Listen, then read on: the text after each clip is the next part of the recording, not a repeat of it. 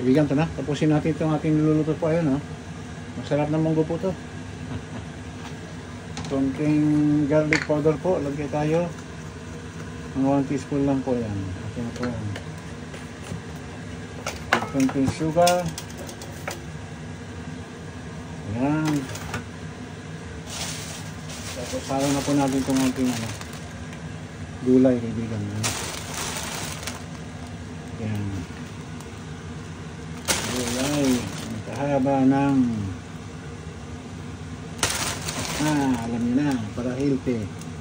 Hindi lang puro karni po. Ayan. Kita niyo po. Ayan po. Ayan po. Alam na rin po natin itong isang panggulay. Yan po, shallot niya. Mabango kasi itong shallot po. Pag hinalo niyo sa munggo, masarap po siya. Diba kaibigan?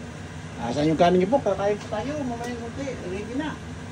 Ready na to. Within 2 minutes. Tapos na po to. Ganun lang po dito.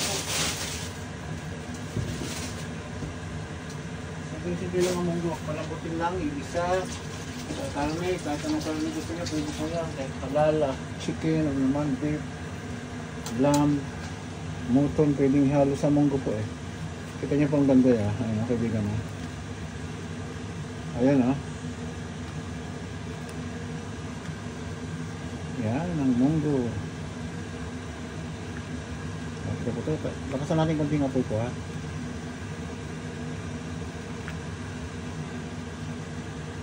Yan.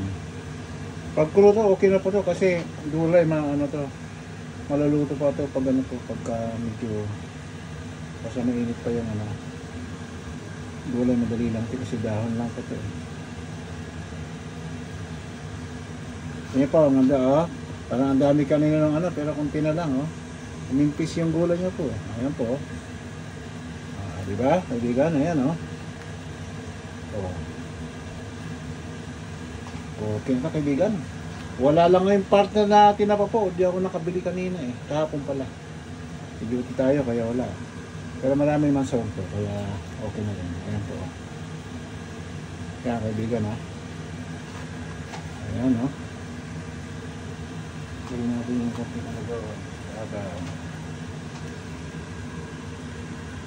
Ayan po. Masarap po ito kaibigan. Natin ang pagkain natin. Kumain.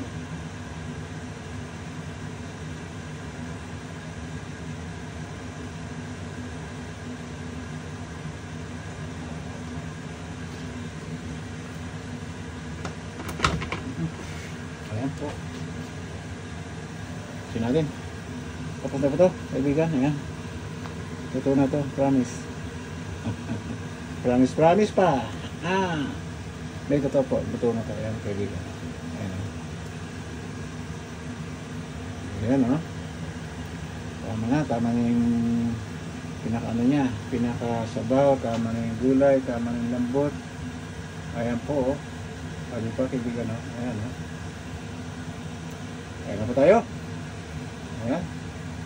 Maraming karne po ito. Halos halos 1 kilo rin yata itong karne niya. Ayan.